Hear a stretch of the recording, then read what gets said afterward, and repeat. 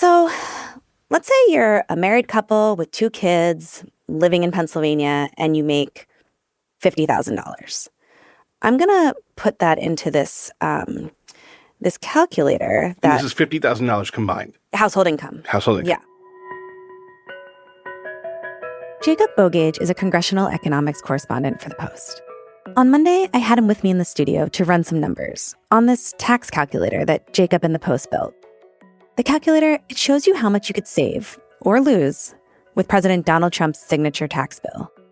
You can input your personal situation, your salary, where you live, how many kids you have, if you get government benefits. At $50,000 with 2 kids are going to be on SNAP. And actually, they probably are on Medicaid at $50,000 with 2 dependents. So the effects of the tax bill: 4 people with Medicaid, they receive SNAP benefits, they have some tip income, overtime income. This is going to be interesting. Will the tip income, overtime income, and the child tax credit outweigh the loss of income from SNAP and Medicaid? Well, let's find out. They are down $655. Yeah, they really rely on that Medicaid. Taxes, they might not be the most glamorous topic, but I found the tax calculator that Jacob and I have been playing with incredibly helpful to understand this big debate that's happening in Congress right now. Republicans on Capitol Hill are furiously scrambling to put together a massive tax bill with major economic implications for all Americans. President Donald Trump calls it his big, beautiful bill, a tax cut for almost all income brackets. And if it's signed into law, it's very likely to be officially known as the One Big Beautiful Bill Act.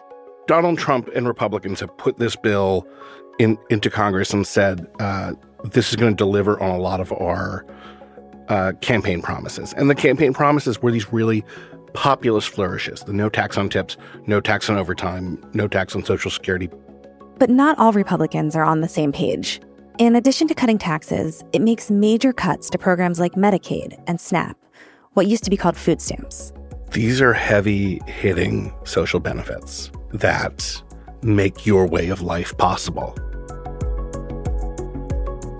From the newsroom of The Washington Post, this is Post Reports. I'm Colby Ekowitz. It's Monday, June 30th. Today, we dig into Trump's big, beautiful bill. It's on the verge of passing in the Senate, and then will be up for a vote in the House. Jacob will explain how this could affect you and your household budget.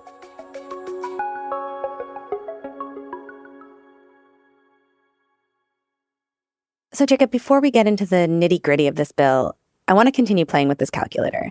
So let's look at a wealthier couple now. Someone who's maybe making $250,000 a year. Yeah. They're married. Same others, they live in Pennsylvania, they're married, they have 2 kids. In this instance, obviously, they're not on Medicaid. They don't receive SNAP. Should we input anything else for them? Let's do a little bit of qualified business income. So maybe let's do $30,000 qualified business income. Okay, I think it's making me choose between 50 and 100. Put 50. 50? Okay. And then obviously no tip income and no overtime income. All right, let's calculate. Also, does Pennsylvania have anything to do with the fact that you are from Pennsylvania? 100%. Yes. Yes, I'm very curious what my family and friends are going to be paying in their taxes. So this married couple in Pennsylvania that makes $250,000 a year they're going to receive $11,226 in additional, I guess it's that. They're going to have, that money's going to come back to them? Yeah, they're better off by that amount. So, Jacob, let's step back and talk about this tax bill that we've been referring to. You've been following it all weekend as it's been kind of moving its way through the Senate. So now it's, almost 10 o'clock on Monday. As of right now, where does it stand? So where are we now? This bill has finished debate in the Senate. It's got to go through this long amendment process, and then it's got to go back to the House because the House already passed a version of it. And the House has to decide, are we willing to put up with everything we don't like in this bill just to notch a win, or do we need to start over? And then after that, it goes to the president's desk. And President Trump has told Republicans he wants this bill done by July 4th. And we talked a little bit, Jacob, about what's actually in this bill, but let's just do a brief overview about the specific provisions in this bill. So this is the One Big Beautiful Bill Act. Yes, the Bill Act. The Bill Act. The Bill Act. What you just saw, if you were in the studio, was my eyes roll out of their sockets and across the floor. I can attest to that. Yes. That is exactly what just happened. This is the One Big Beautiful Bill Act. This is what Republicans hope will be the centerpiece of President Trump's second-term legislative agenda. It extends the 2017 Tax Cuts and Jobs Act. It makes some changes to make the standard deduction bigger, to make the child tax credit a little bit bigger. It adds no tax on tips, no tax on overtime. Instead of no tax on Social Security, a bonus for seniors in the standard deduction, no tax on auto loan interest. All of these kind of like what I call the goodie bag of taxes. It's, give people candy through the tax code. And then to pay for all of that, it cuts more than $1.1 trillion in Medicaid, which is the federal health insurance program for low-income folks and disabled people, and cuts SNAP, the Supplemental Nutrition Assistance Program, what we used to call food stamps, basically keeps people from going hungry. And then it borrows a ton of money. It borrows $3.3 trillion over 10 years. The real sticking point right now is, and always will be, Medicaid, especially what this means for rural hospitals and rural healthcare providers that are over-indexed on Medicaid patients. They are so affected in this bill that Republicans created a $25 billion rural hospital bailout fund. And a lot of lawmakers say the very notion that we have to do this is indicative of the fact that we need to be less sweeping when it comes to the way we're reforming Medicaid and the way we're trying to reduce costs there. And Jacob, how do Republicans defend the cuts to the low-income programs? How do they defend the cuts to the low-income programs? According to polling, not very effectively. But I don't think that was the question you were asking. I think the question you're asking is like, how do they rationalize it? Yeah, right. And they look at Medicaid and they look at SNAP and say there are people on this program who shouldn't be on it. There are folks who should be working who choose not to work. That is a very small population. And there are many reasons why people who are not working either choose not to work or cannot. They say that these programs benefit undocumented immigrants. That is an incredibly minuscule number of recipients. And it's not like undocumented immigrants are encoded into this program. They qualify in certain states under certain scenarios because these programs are run state by state. And they try to point out waste, fraud, and abuse in these programs. There is waste, fraud, and abuse in these programs. It is very small. So they rationalize it using kind of those three buckets. Some of these programs are wasteful. There's undocumented immigrants who shouldn't be on them. And there's people who should be working that we need to help restore the dignity of work. So if they want to be on these programs, they should go get a job. And then once they're on the job, that will stabilize their lifestyle and give them the money to go buy health insurance, which is really expensive, and help them buy groceries. It's a very paternalistic attitude toward how Americans should be behaving and how states ought to administer these programs. So, Jacob, at the top of the show, we were playing around with this tax calculator that you helped develop here at the Post. And it's a pretty interesting tool because you can take into account all of these different changes in the tax bill and see whether or not you're going to benefit or not. Can you just give us a little bit of background about this project and how it was developed? It seems like a lot had to go into it in order to make it. A lot went into this. And it was a really exciting thing to build and see come to life piece by piece. When the House started putting its reconciliation bill together, I spend every day talking to lawmakers. I spend every day talking to budget experts. And one of them was Kent Smetters from the Penn Wharton budget model. And they do all kinds of interactive tools. And one day he said, what if we built you a calculator? And I said, great, let's do that.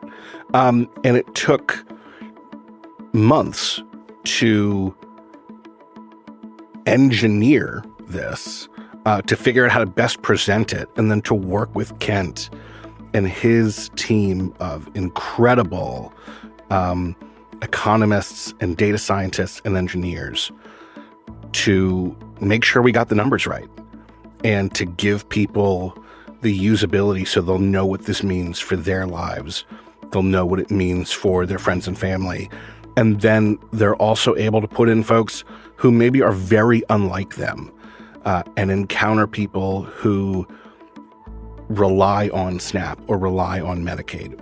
And we created this tool, and we're really excited to see it out in the world. And the response that we've gotten from readers who have engaged with it, who've played around with it, who have learned something has been incredibly meaningful and rewarding. Well, it's so eye-opening, right? Even the examples that we played around with at the top of the show to show that, you know, maybe what seems to me, correct me if I'm wrong, that the wealthier you are, the more you're going to benefit from this bill. The wealthier you are, the better off you're going to be. Absolutely. After the break, Jacob and I discuss the politics of this bill and why some Republicans refuse to support it. We'll be right back.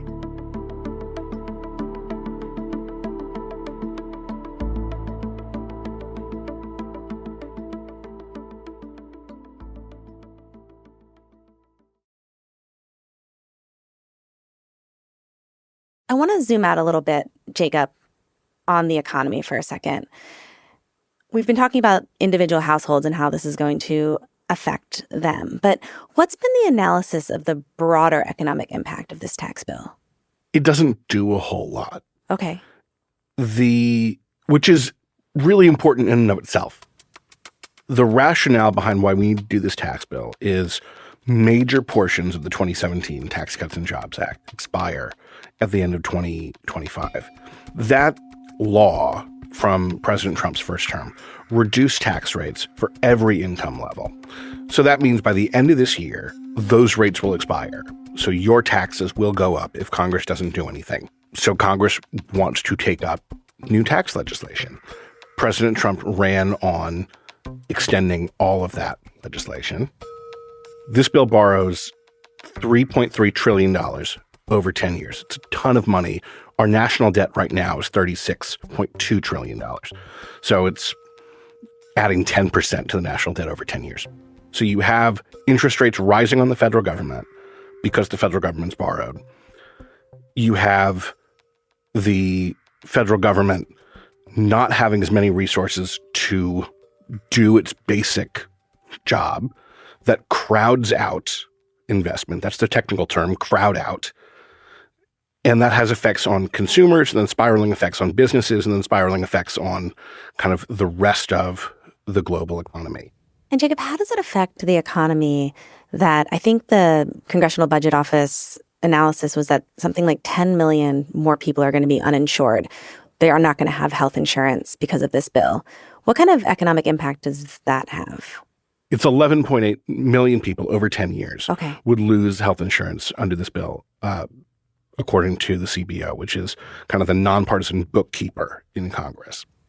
Some of that is true, and some of that is people who are going to lose the insurance they're on now, but will pick up insurance through their employer because this bill has work requirements in it that are going to force people back onto the job market. The catch to that is when you force people back onto the job market, are you putting them in jobs that offer health insurance? If you're telling someone who's really struggling to hold down a job, maybe because of a family situation, maybe because of a health situation, you need to go back into the workforce. Are they going to go into a factory that offers benefits? Are they going to go into an office job? That's not to say Medicaid is some like gold standard. It's not. But there's people who are on it have a pretty solid expectation of the kind of services they can get, and that there is a safety net there if, God forbid, something should happen to them or their family. And that safety net under this legislation gets smaller. I want to talk a little bit about the politics of this bill. Obviously, the Democrats are against it. But it's also been, the Republicans hold Congress, they hold the White House. It seems like this should be an easy win for them. Why has it been so hard to get this passed? Oh, Colby. I feel like every time I come into the studio, you ask that question. And it's either like a very... Explain why Congress is dysfunctional. Yes, explain the dysfunction of Congress. Some of it is just like, encoded into the DNA of Congress that like, this is difficult. God, there's so many reasons for that. Let's start with like the raw politics. Republicans' numbers in Congress are limited. In the House, they can lose, depending on who shows up, 3 votes. Out of a chamber of 435 members, they can lose 3 votes. One of them, there's already one definite no. And then there are a bunch of people who hate this bill and everything it stands for, who kind of want to go along to get along and just need to hate it a little bit less to get to yes. So that creates a ton of problems in the House. In the Senate, they have another 3-vote margin, but it's only 100 members. So it's a little bit easier to get folks on board in the Senate. They have one definite no. That's Rand Paul from Kentucky, who has debt concerns. They picked up another definite no in Tom Tillis from North Carolina, who went on the floor twice yesterday and just torched this thing and called it a betrayal and said it lacked due diligence. Tom Tillis has the problem with the Medicaid cuts and what it would do to the more than 660,000 people in North Carolina who rely on Medicaid. It is inescapable that this bill in its current form will betray the very promise that Donald J. Trump made in the Oval Office or in the cabinet room when I was there with finance, where he said we can go after waste, fraud, and abuse on any programs. So the numbers are getting really, really tight. So what you're saying is that the Republicans can afford to lose one more. They can lose one more. If they lose one more, then J.D. Vance, the vice president, has to come in and break the tie, which would be incredibly embarrassing. Republicans wanted to pass this bill within President Trump's first 100 days. They did not do that. They didn't get close to doing that. Now we're outside the first 100 days, and they would have to bring in the vice president of the United States to break a tie when they have a 3-seat margin in the Senate. The other thing is this polls really poorly for 2 main reasons. One of them is the benefit cuts to Medicaid, cuts to SNAP. Americans hate it. So that's number one. Number 2 is the national debt concerns. And Americans have also been very well conditioned over the years by Republicans that the national debt is a problem. So you put together kind of, you're cutting my benefits, or you're cutting benefits that I might need one day, or you're cutting benefits that people I know rely on, and you're still going to increase the debt. Americans, by a 2-to-1 margin in a Washington Post Ipsos poll, said they didn't like this legislation. And other polls by our colleagues in the press and in well-respected polling outlets have found similar results. So looking forward, how confident is the White House and Republicans in Congress that this thing is actually going to pass this week? The hardest part was putting this bill on the floor, which Republicans were able to do over the weekend. Once the bill's on the floor, the pressure really mounts on folks who are holding out. We are hours away from notching this win. Do you really want to be the stick in the mud? And that's kind of where we are here. This is really on a glide path in the Senate. The pressure is on these holdouts, and they seem like they have the votes. So it's got to go back to the House. The House has significant problems with it. The House was not as punitive on Medicaid. The House wrote a far less expensive bill to begin with, and the House's debt limit number was $4 trillion compared to $5 trillion. That's where the big struggle is going to be for the White House. Can they arm wrestle some of these holdouts in the House into voting for it and not changing it? Yeah, if the House changes this, we got to start all over. Well, Jacob, thank you so much. I imagine that we'll have you back on the podcast again if and when this thing passes. So, If and when. Always a pleasure to have you. Always great to be here. Jacob Bougage is a congressional economics correspondent for The Post. And we'll put a link in our show notes if you want to check out that tax calculator that we were talking about earlier. That's it for Post Reports. Thanks for listening. Now is a great time to subscribe to The Post. Our 4th of July sale is underway. That means you can get a core subscription for just $29 for the first year. This is a limited time offer. Again, only $29 for your entire first year. It renews then at $120 annually. And as always, you can cancel at any time. To get that $29 deal, go to WashingtonPost.com/subscribe. You can also look for a subscription link in our show notes. Today's show was produced by Arjun Singh, with help from Tadeo Ruiz Sandoval. It was mixed by Sean Carter and edited by Rena Flores. I'm Colby Ickowitz. We'll be back tomorrow with more stories from the Washington Post.